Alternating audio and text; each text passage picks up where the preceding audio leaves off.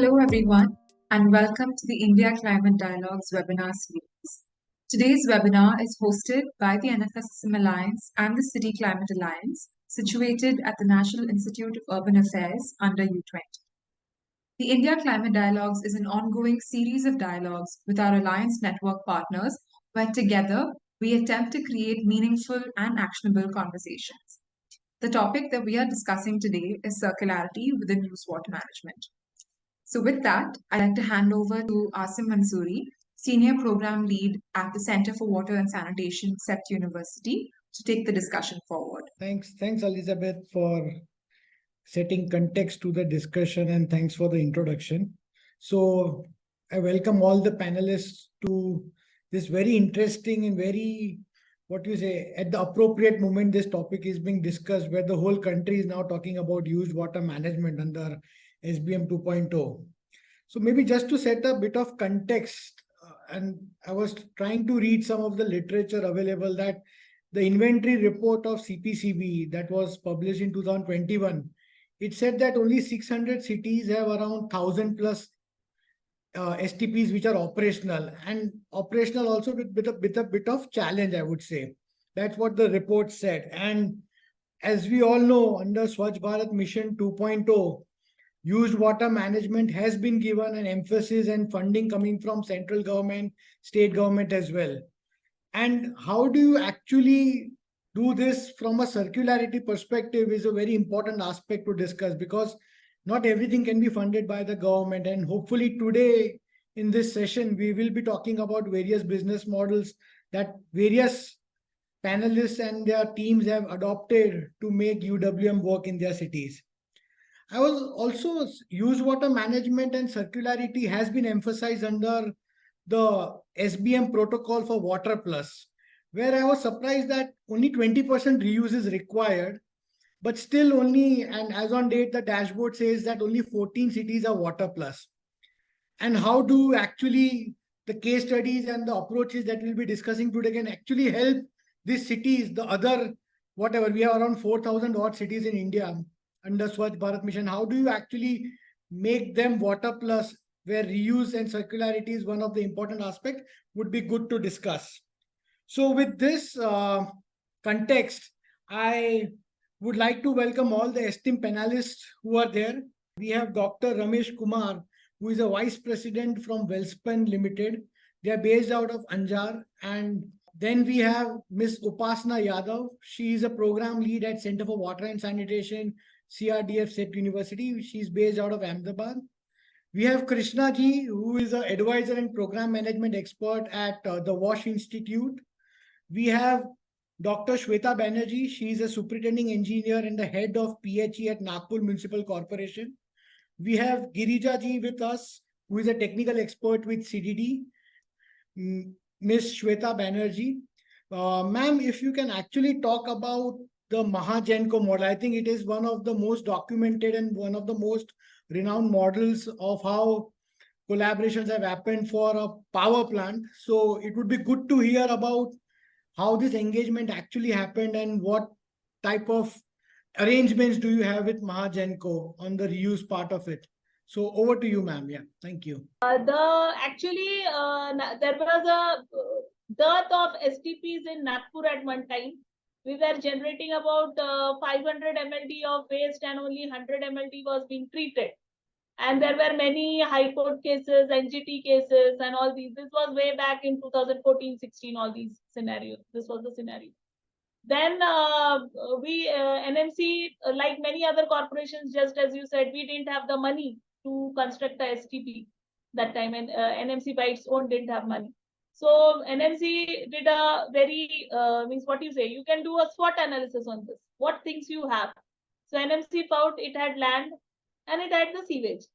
So the thing what they did was, we got in for a private partner who would construct the entire STP for us.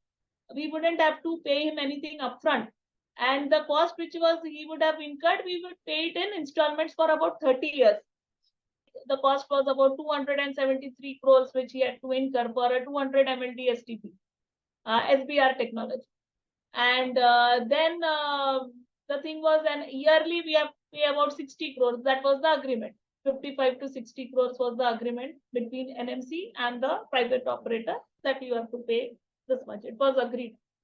Then, but the agreement had a very interesting thing in that the private operator had the ability to sell the treated water if he wanted, and there was a calculation given that if he sells, then he has to give this much part as a royalty.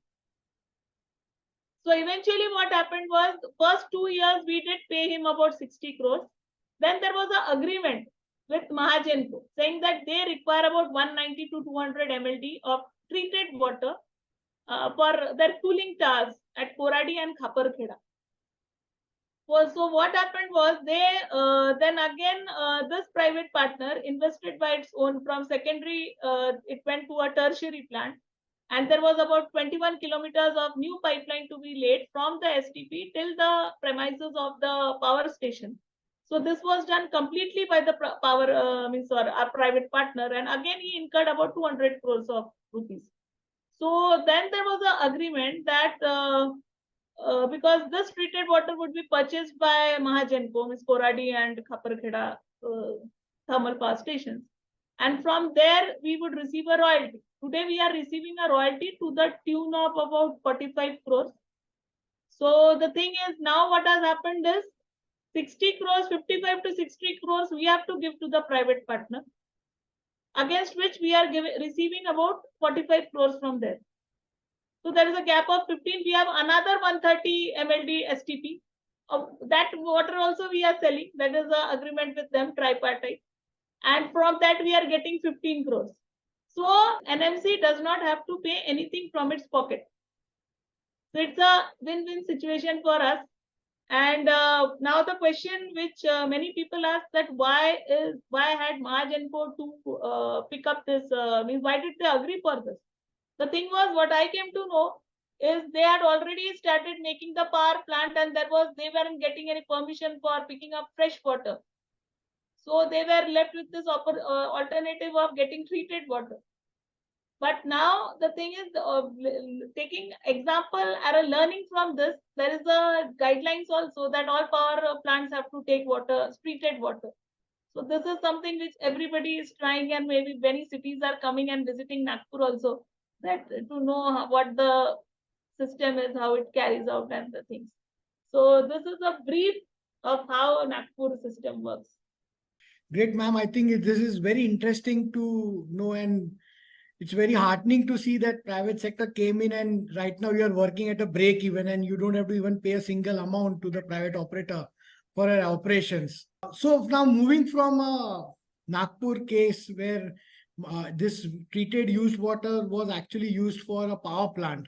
Now let's move on to Wellspun team, Dr. Ramesh. So Dr. Ramesh, if you can share about your approach, why you took up the waste from two cities, treated it, and what was the rationale, and what type of arrangements you have with both the cities in terms of finances of both capital and operation cost. It would be great to hear for the audience. Over to you, Dr. Ramesh. Good evening all. So the industry has started in Anjar. It's a Bhuj. Now you know where there is the rainfall is maximum 300 and 350 mm per year. For a textile operation, we require huge quantity of water, and will be generating a lot of wastewater too. So coming up the facility in the year 2004, we have the requirement of only 5,000 KL of water, means 5 mld of water that we are getting from Narmada. The Narmada water is traveling through a pipeline, and it reaches here. It has to travel almost 650 kilometers.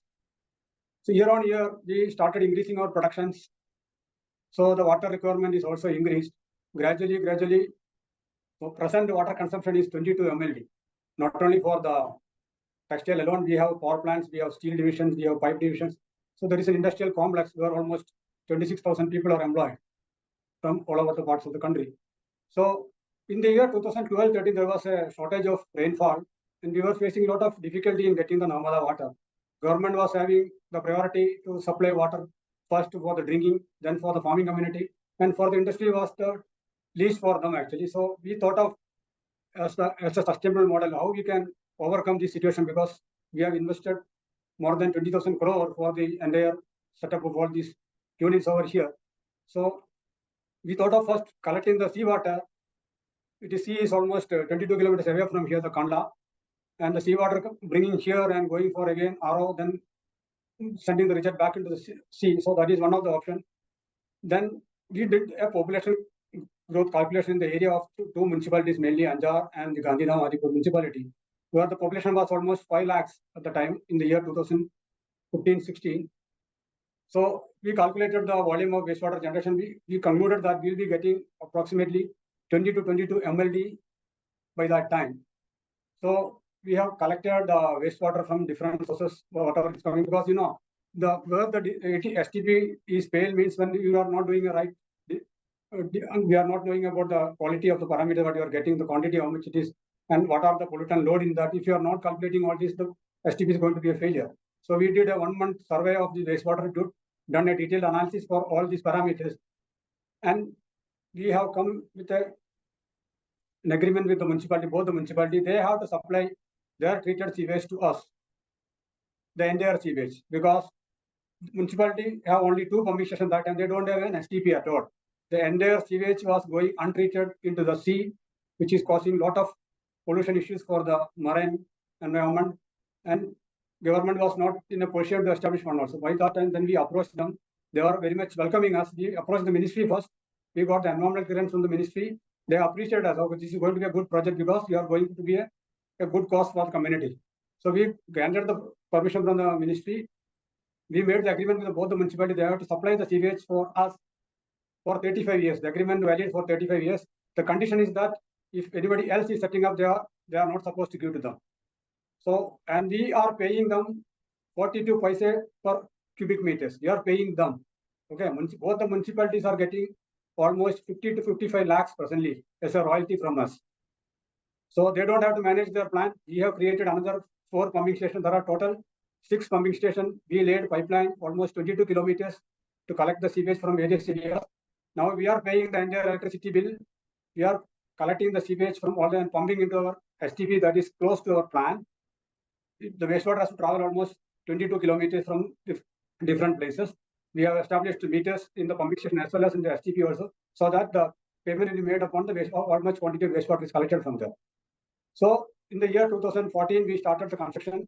By the end of 15, first phase we have started 30 MLD sewage treatment plant, and recently we have upgraded the sewage treatment plant to 40 MLD. The present water availability from the municipality is 28 MLD. Since we have taken the agreement with them, we are supposed to draw every drop of water from the municipality. We have to treat it and reuse it. If we don't want to reuse it, we have to discharge into there is one Nala is nearby. After meeting all the norms, there we have installed an online monitoring meters, and every hour one reading is transmitted to both CPCB and GPCB websites. So now the plant is in full operations. The entire sewage, whatever is coming in, that we are passing through ultrafiltration RO process. All together, we have invested 250 crore for these projects for getting a sustainability in our textile mill and other operations. Actually, we were drawing water from Narmada, 22 MLD. We have surrendered all the 22 MLD to them. We are using only every treated water for our process activities. We were paying 60 rupees per KL of water from Narmada. Presently, we are able to treat and reuse the wastewater for at a cost of 50 rupees. So our recovery is 85%. With this project, we are now so many officials from ministry and they are all visited here. Now Gujarat government has told all the units who they are nearby the municipality or there is a water availability, they have to incorporate sewage treatment plant for the plant operation. They are not supposed to use any fresh water.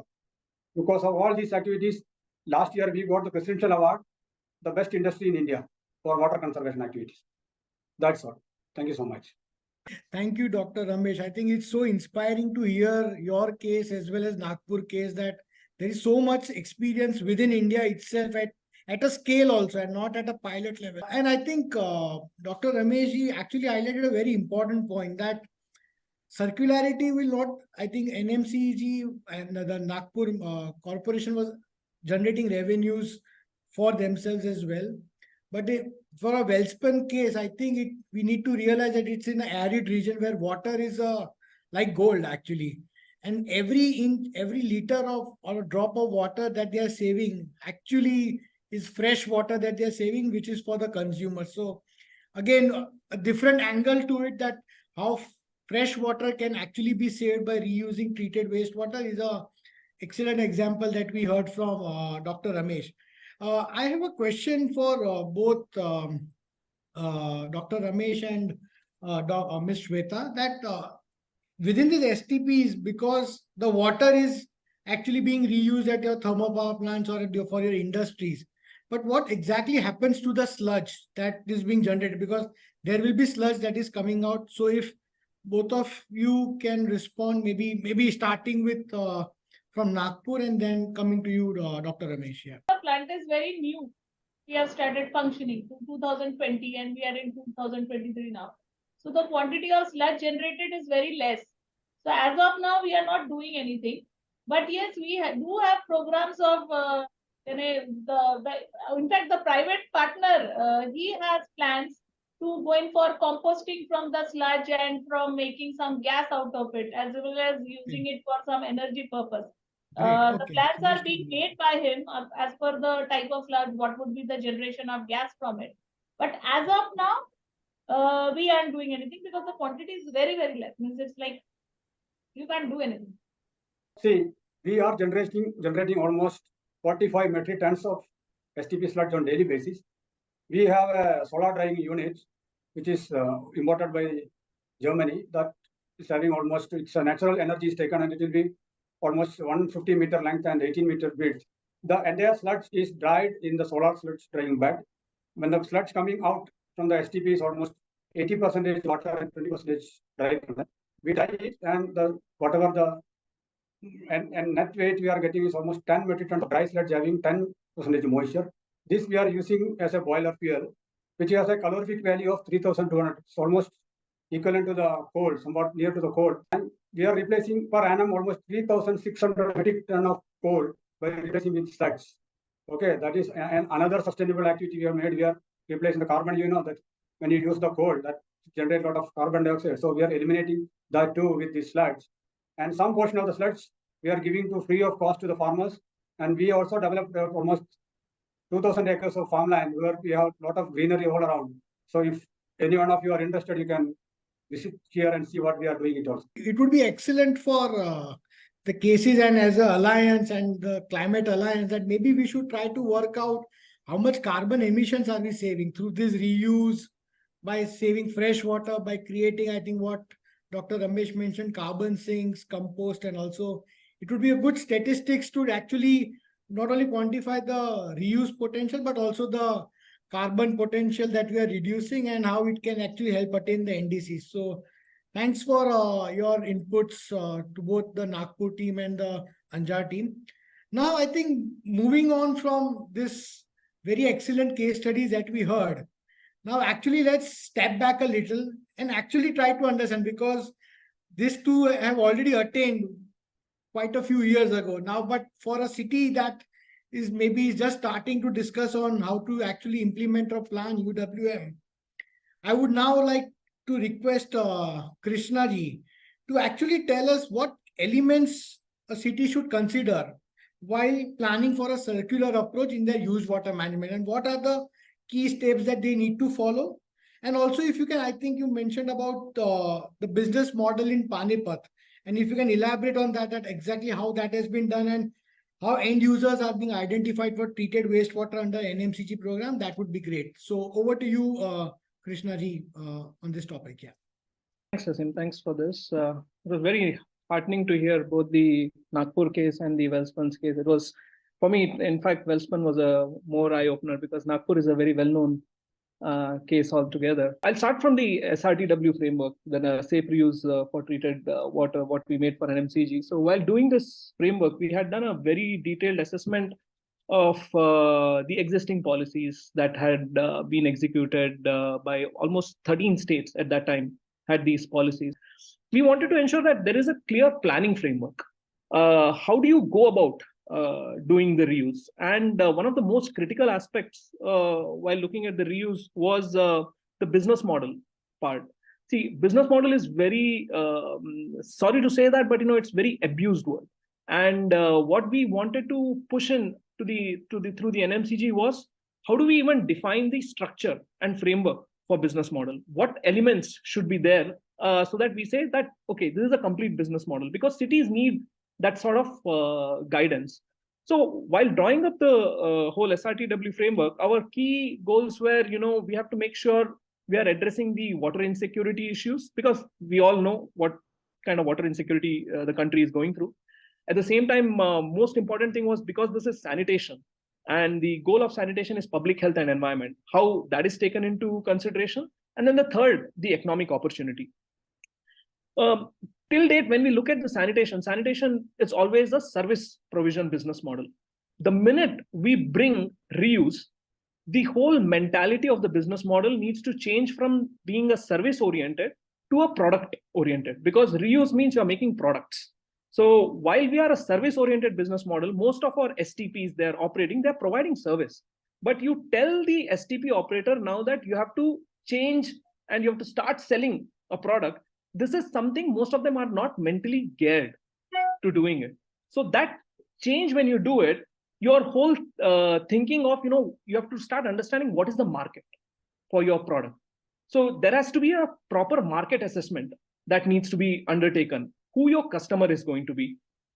So your challenge as a city manager is going to be, I have these STP spread across the city. How do I plan which type of end use I need to do for each of these STPs? So that's where you have to thoroughly understand the land use pattern of the city. Reuse is place which allows you to do an integrated planning of entire water and sanitation. So this is where the integrated urban water frameworks can be easily applied. So when you look at a city which has multiple STPs, you take one STP and understand what is the land use planning around it. What are the main water consumers that are there? Because in your reuse, your pipeline costs, and this is actually the most expensive component, both securing the water supply and also then providing that water. And what we have noticed is, the conveyance cost, just the capital cost of the conveyance, can vary depending on the topography that you have. Anywhere from 1.7, at the minimum, you can go up to 50 lakhs per kilometer, and it can go up to 1.7 to 2 crores per kilometer. That's the range that you're looking at. So if you don't do your land use planning properly and who your end use is going to be, your reuse can become a burden for the municipality. So coming back to the SRTW framework. So what we did was, we gave them clear understanding of what a business model has to be. So the clear highlights that SRTW framework says is, in a business model, when you are defining, you have to make sure you have to identify who are all the stakeholders that are there. The minute we talk about stakeholders in sanitation, we always focus on sanitation related stakeholders. But the minute you are doing reuse, your stakeholders goes outside of sanitation sector. So when you really have to bring the systems perspective thinking, you also need to understand in that other sector what issues and challenges that they are facing as well. So we said, you identify these stakeholders, do a clear mapping of each of these stakeholders, what the relationship is going to be. The relationships, what we have noticed, are only 3 types that are there that will happen between the stakeholder. One is, one stakeholder is providing a service to the other. That is one relationship. Second relationship is, based on the service provided, the stakeholder is making the payment for that service. And then the third relationship is around the whole enabling environment, because we have created policies and regulations. But for these regulations to move just being in paper and get it implemented in reality, you need a proper monitoring. Who does the monitoring and how it is done? The reason we brought in monitoring was, on today, CPCB largely does very good monitoring of the industry side. But when it comes to the STP side, we know there is weakness around that monitoring. And the minute you start looking at your different type of end use customers in your reuse, your monitoring framework, monitoring entity, and what you're monitoring also varies. The third one, when you're looking at the end use for the environmental purpose, there again, you have to start looking at, who your monitoring agencies is going to be. So looking at each type of these end use, we not only then defined for them, how the business model framework has to be, we also looked at, what the pricing structure has to be. Because today, reuse is still, a very nascent topic still in the country, and you have to encourage reuse. So for encouraging reuse, your most important criteria is you have to price reuse, which the reuse price of the treated wastewater has to be less than the fresh water. If you price it more than the fresh water, naturally you're not going to have that sort of buy-in. And then we also set in criteria that, when you do the pricing, you have to ensure that, there is certain cost recovery that happens. And we made a level of different levels of cost recovery. First level of cost recovery was you look at, at the minimum, when you do your reuse, your operational cost recovery of just doing the reuse, that has to be 100%. If you don't ensure that, then what is the point of doing reuse? You have added additional burden to the municipality today, which is not even able to collect your wastewater infrastructure operations itself. Then we said, then you move, if you are able to recover the operational cost of reuse, then you start looking at the operational cost recovery of your treatment plant. And then you start, if you are able to even do that, then you start bringing the capital cost recovery overall into the system. So you have to make your pricing in that manner. And we also introduced the concept of differential pricing based on type of end use that you do. So for each of these kind of framework that we developed, we also provided in the whole in that framework detailed, different types of business model. But as a country, what we should aspire for is, there needs to be a clear targets set within ULB. We have a service level benchmarks of 25% reuse that needs to happen. Even to become water plus, you have those targets. But how do you ensure this targets really gets pushed? The best way to do that would be, creating learning from the energy sector. Energy sector did in the renewable energy space, they created this renewable energy portfolio and set a target of 5%, 10% that each state needs to have. And then they created some sort of tradable certificates. One state could trade with the other state based on, if they were not meeting the target.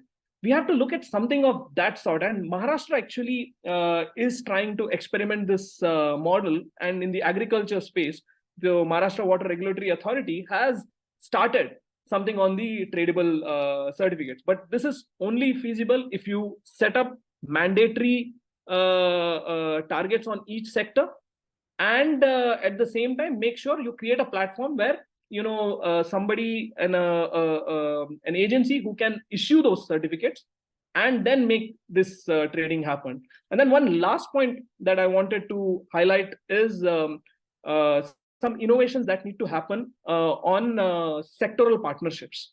So today, agriculture is the largest water consumer. So almost 80-85% of water is consumed by agriculture. And who controls that water? It's the Department of Irrigation. They have the control. All the canals has been built by them. Now, that's where we need very strong partnership the ULBs need to have with the irrigation department, because what we need to do is we need to implement water swap models in the country. So what a water swap basically does, ULB need to get into a partnership with the irrigation department and say, you supply me X quantum of fresh water, and I'll supply you equal X quantum of wastewater or a secondary treated wastewater. Now, with this extra fresh water that the municipality gets, they can supply that, augment their supply, or supply it to more customers and increase their revenue. So I could go on about many other models, but I know we don't have the time. In view of time, over to you, Asim. Thank you. I think Krishna ji raised some very important points around how you need to plan for UWM. Just to summarize, he talked about market assessment needs to be done before you actually talk about circular economy for what. The stakeholders are quite different from the sanitation sector. Monitoring systems, I think that's an important point that he highlighted, and the whole pricing and cost recovery part of it. And how do you incentivize cities and the departments to actually reuse water is a very important point that he highlighted. So thank you, Krishna ji, for sharing your insights around the planning stages and how to look at to approach UWM. It will be definitely helpful for the cities who are actually now moving towards UWM under SBM 2.0. So now moving from the planning angle, I think coming on to the next step, which we all feel is very important, is that this is all, I think Krishnaji highlighted it. It's a system-driven approach. It can't be done by anybody, but it's a system approach that needs to be adopted. So, Girijaji, the question for you is that what type of conducive environment already exists in India for UWM to happen? And what do you see are the key barriers or policy gaps, challenges, and how they can actually be addressed or redressed? So over to you, Girijaji. Thank you, Asim. Thank you for that. And I would like to continue from where Krishnaji has ended. He was actually emphasizing on collaboration between ULBs and the irrigation departments. So if you look at the reuse pattern, so we all are aware of intended use of treated use water. Yeah. So apart from that, there is unintended and intended use of untreated reusing of water that is happening in the peripheral region of most of the urban cities. Yeah. So that is mainly the farmers in these regions have been using water for agriculture. I mean, this is not today's case. It is ancient period, medieval, and today also the peri-urban agriculture is actually feeding the urban cities. Yeah, so that's why there is reduced food mile. So that's why it's very important, like Krishnavaji was also mentioning, agriculture becomes the potential area for reusing used water. Yeah. So, but the point is, when we are thinking about agriculture reuse, there are, like, we had interacted with the farmers in these regions. What are the drivers for them? Definitely, this is the only source of alternative source and the guaranteed source of water for them for agriculture. And the second thing is because they know this is nutrient rich and they can actually reduce the chemical fertilizers, and hence there is decrease in cost of production. So that's why they're going for using it. But when we were talking to them, they were really not open about using it, because they were really, I mean, I see the lack of trust about the authorities, that if they're actually talking about it, if they stop, the authorities stop them from using this used water, and then their livelihood at stake. So if you ask me about enabling environment, this is the gap, you know, we have to build the capacity, build the awareness to these farmers on public health issues that is associated with using the untreated water. And the second thing is, what are the safe reuse practices, including the treated water reuse. And then third is, I mean, definitely I would emphasize on incentivizing these farmers. See, if you see, we are actually giving subsidies to chemical fertilizers when we already know that these chemicals are harming our soil, right? So why can't we do this for used water, incentivize the farmers so that we are actually having the environmental benefits? So this is one thing I would say. And the second thing also, like if you are actually ensuring continuous and no intermittent supply and quality of water. If you look at the case of Bangalore, it is almost feeding 134 lakes of neighboring districts. The treated water from Bangalore, they're feeding the lakes. But there is already a system in place. There is no intermittent of supply and the quality is standardized. If that is the case, then you can always get the confidence of the farmers or the end users, and the system will flow. Yeah. And then also this is all about agriculture reuse. And we have also worked with the Karnataka Industrial Agriculture Area Development Board, where this was about using water for their industrial use. This is from STPs. They're supposed to use in industrial purposes. But what we see is the gap, like the tertiary treatment water quality was great, but again, there was no uptake of water. Because this is mainly because the existing sewerage networks, the pipeline services were actually not supporting the uptake, one thing. And like Krishnaji was also mentioning about the pricing policy that we have. The price of fresh water, they were getting actually cheaper than the used water pricing they were getting. So these are the things. So what we need to do is there should be a proper planning, considering the existing networks we have, sewerage networks we have. Also the pricing. When I say pricing policy, we will always be thinking about cost recovery, but I would also say we should consider the monetary and non-monetary benefits of using used water. So if you're not using used water, what are the environmental and health costs? Those things are not accounted when it comes to cost and benefit analysis. I think this is something we should do. Also, then, I mean, I think few things were already mentioned by Krishnaji, the things like cascading water reuse from higher grade to lower grade quality. So these are different revenue models, like you in the same treatment systems, you have different grades of water coming out, right? There is primary, secondary, and maybe one application is not in full demand. What do you do with the end product? So you can have different grades of quality of water, and that can be supplied to different applications. That could be one. Also, maybe fit for purpose treatment systems, that like what is the end use demand, and based on that, can we upgrade our existing treatment plants, would be one of the options. And then I think, well, they were also mentioning about the sludge reuse. This is one new stream for revenue. Like how do we recover the nutrients and energy content from the other end products from these treatment systems would be one. And definitely incentivizing all these reuse projects. Yeah, this is at the industrial level. Then at the household level and the apartment levels, if you see in Bangalore, the Bangalore Water Sewerage Board, they've actually issued a notification for all the apartments where buildings with the apartments with more than 50 houses, they should have their own STPs and have dual piping systems. Yeah? So it is welcoming actually. So one pipe will be, the one thing will be for flushing, another for other purposes. But I mean, what about how can we mess up with the existing sewerage networks, the existing pipeline services we have? Are they already, do they have the capacity of taking this is one thing.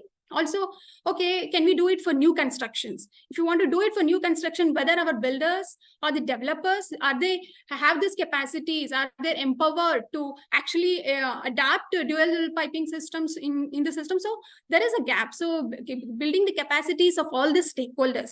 Here's a gap, and this would actually provide the enabling environment. And also the public awareness. I mean, I would say this is the most neglected area, community awareness and public engagement, especially when we are planning for reuse. It is important to have the public engagement in the planning process only, so that it's not just gains the confidence, but also, you know, it will also help in scaling of the projects. Yeah. This is one thing. And also, we have actually done this small-scale sanitation system study on this study, where we have found that the sewage generated within the community, within the systems, are actually almost 30% is used. Okay, and then the remaining water was not used. So what do we do with this?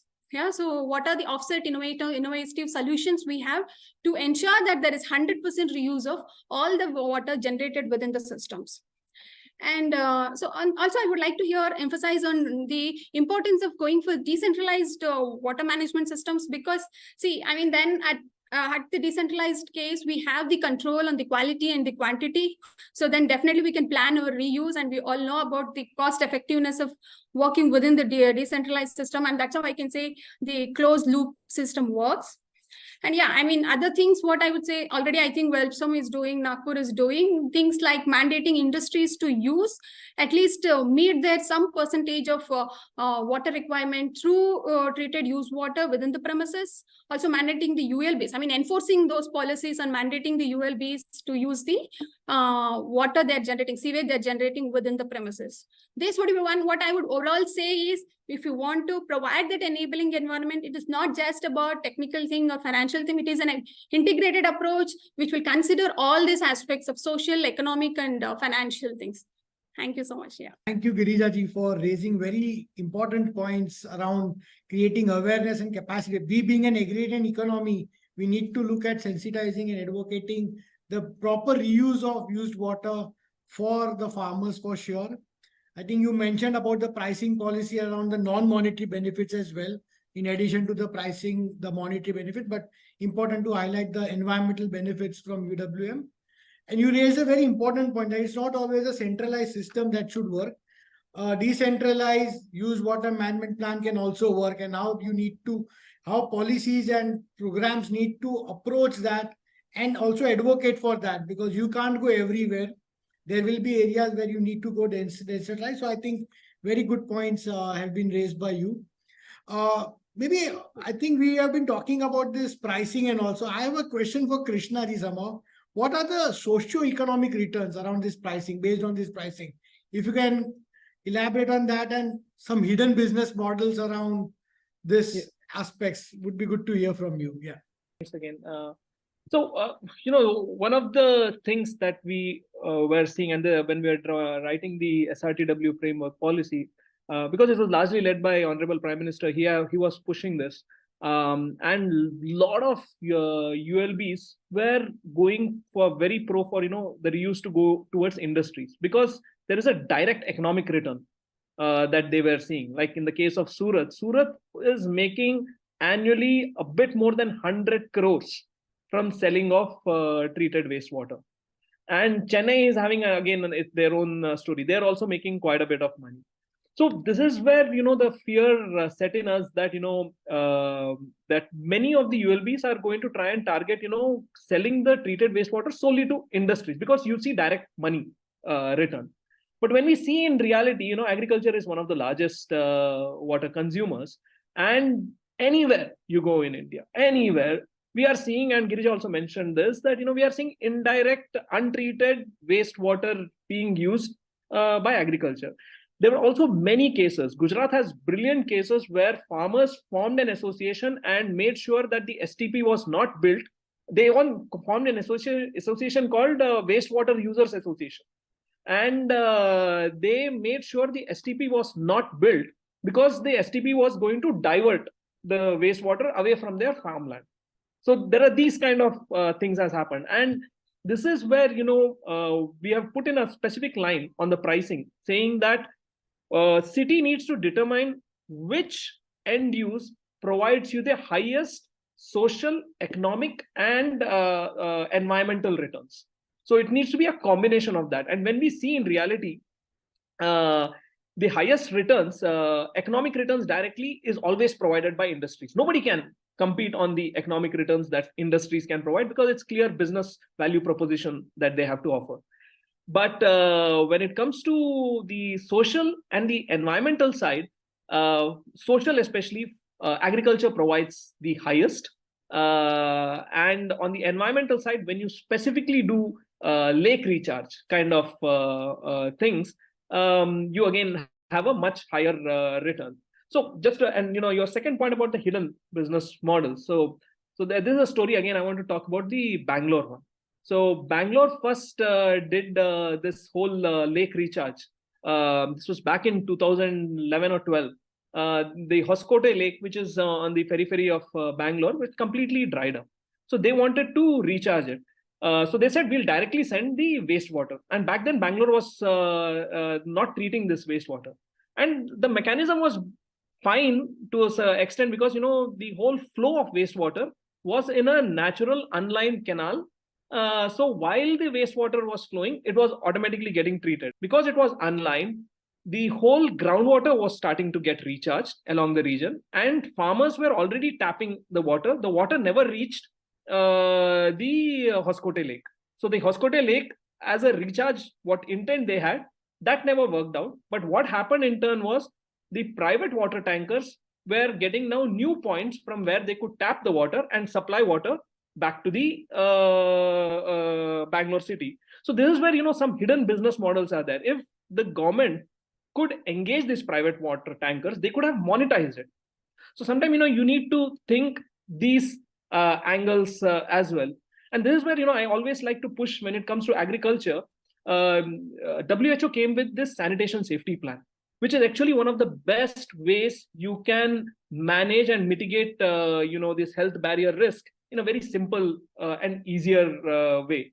And one last point that I want to add, I'll not, there are more other hidden business models that I have personally worked on reuse, which I'll not cover right now. Those are international cases. One other point that I want to mention is, as a regulatory, whenever any ULB supplies treated wastewater to any specific industry or be agriculture, they have to create no freshwater zones around it. That's when, you will have much more impact and use of treated wastewater. Thanks, Asim. Back to you. Sorry. So now moving on to, I think we talked about planning and we talked about the enabling environment.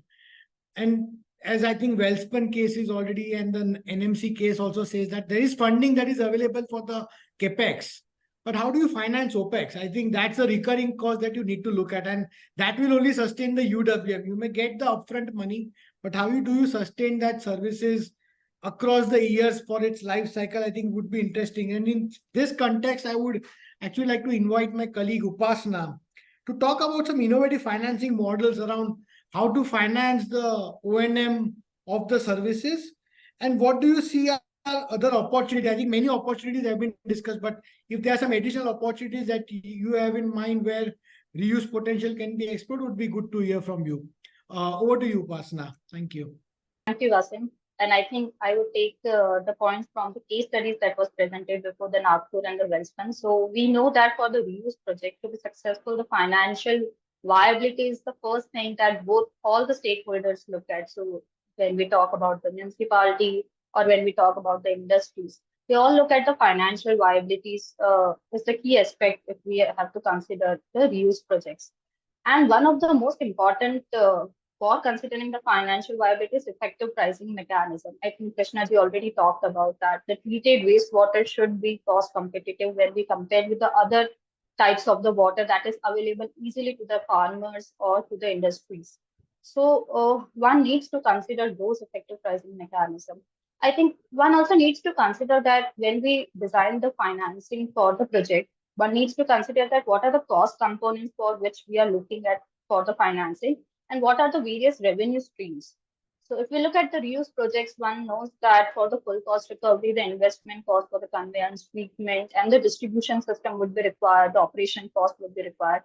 But even to start at, since the reuse is at very nascent stage, we should consider at least the operation and maintenance cost for the tertiary treatment plant that was set up to meet the quality requirement for the end users, as well as the distribution network that is there. And when we talk about the different revenue streams, the one revenue streams that we already know, which is highly economic consideration, is selling to the industries, because the used water has been used is required much in the power plants and other sort of industry. The other type of the revenue generation could be from the reuse of the sludge, because we all know that the wastewater is very rich in the nitrogen and phosphorus. So reusing those would also can replace the natural fertilizer and could be one of the ways to have the revenue stream. The other could be the bio electricity generation using the anaerobic digestions and creating use of electricity in the power plant itself, reuse projects itself. So when we look at the different pricing mechanism, one needs to also consider the different type of end user. We cannot have one pricing for all the type of the users that we are considering. So for example, for industries, we may charge them higher, but for the farmers and the other type of municipal reuse, we need to consider the cost effective mechanisms for them, and we cannot charge them very high prices. Having said that, the different financing mechanisms that could be explored for the used water project itself is, I think we all know that sanitation is a public good service, and the public funds is going to play a major role. So the case studies like NMCG and Wellspun is a very aspiring case studies, but may not be replicable to all the cities, considering the small cities where the industries are not there. Hence, I think the public funds, the national funds through different national programs like Amrut, JJM, the Clean Ganga mission is going to play a major role. And I think it is also important that generally the ULB, what they are doing currently is that they are first planning the STP projects, and after starting the operation of STP project, they then consider the reuse projects and then start thinking about where the cost for the tertiary treatment plant or where the cost for laying the distribution network will come from. So I think one of the important aspects is they should consider the reuse project from the starting, and those costs should be included in the DPRs where they are sending to the national government program for funding. The other could be the user fees and charges, but again, that is not going to consider cover the 100% of the cost. But definitely for the smaller cities, this could be the source of the revenues that they can utilize for the small scale reuse projects. And as we have seen, the other is the private investment. It could be through the complete private projects, or it could be the public-private partnership, depending on the end users that are available within the vicinities of the STPs and the distance that are there. One may consider the different types of business models, and I think Krishnaji had explained it very well before. The other sort of the innovative financing mechanisms that we can look at is that currently the government of India has issued the guidelines for the sovereign green bonds. And we have seen that the Ghaziabad and Indore municipality has already raised the green bonds for their water and wastewater management projects. So this could be one of the ways that the municipalities, especially the large municipalities, can raise the public and the private funds, and they can support the reuse projects in their cities. The other, which is still in very nascent state, but still very exploratory, is the blended finance or the impact investments, where the private investors who has a thinking of for the social or environmental point of view, they invest in the social good projects, and if the outcomes are achieved, then there are the philanthropic funds that would repay them back if the targets are achieved. The other sort of the financing, as we have already seen, as the bilateral and multilateral institution, as in the Namami Gange projects, we have seen that there are governments and ADB projects that could be approached, and they also fund the innovative sort of the reuse projects. The other interesting source of the revenue could be the carbon credits. I think this is very unexploratory, but we know that the wastewater treatment as well as the reuse is having a lot of saving in carbon and GHG emissions. And how we can sell this carbons in the international markets could be one of the innovative methods that we can explore. And as Krishna ji has mentioned, and already it has been documented in the national framework, something which I think Maharashtra is also exploring is the tradable reuse certificates. Generally, the industries are being obligated to, under the regulatory mechanisms, that they have to show this much of water savings or this much of water reuse. And for the cities which are in water scarce regions, they could sell the certificates and could generate the financing mechanisms, financing incentive through this trading reuse certificates. I think having said that, one of the important points to also consider to promote the reuse is also giving the incentive to the end users. In a way, we are also generating a demand for the reuse, because currently the industries are getting the fresh water very easily and at very cheap rates also. So I think if we can provide certain sort of an incentives both to the farmers or to the municipal users also, or industries, in form of a tax rebate, that could be one of the ways we can, I think, have both the revenue parts also, and as well as the demand. There could be the increased demand for the reuse thing. So I think in and all, the effective financing could be the combination depending upon the socio-economic region. And I think every region would be very different depending on what type of end users are there in their social context and in their regional context. And I think one needs to tailor it to the specific things, and one need to explore those different type of a revenue as well as a financing avenues that could be generated for promoting the reuse projects. So yeah, thank you. Thanks, Upasana, for sharing various sources of revenues and looking at various innovative financing models like the green bonds and the social impact and the development impact bond. And somehow I agree that carbon credits is a market to explore for sure.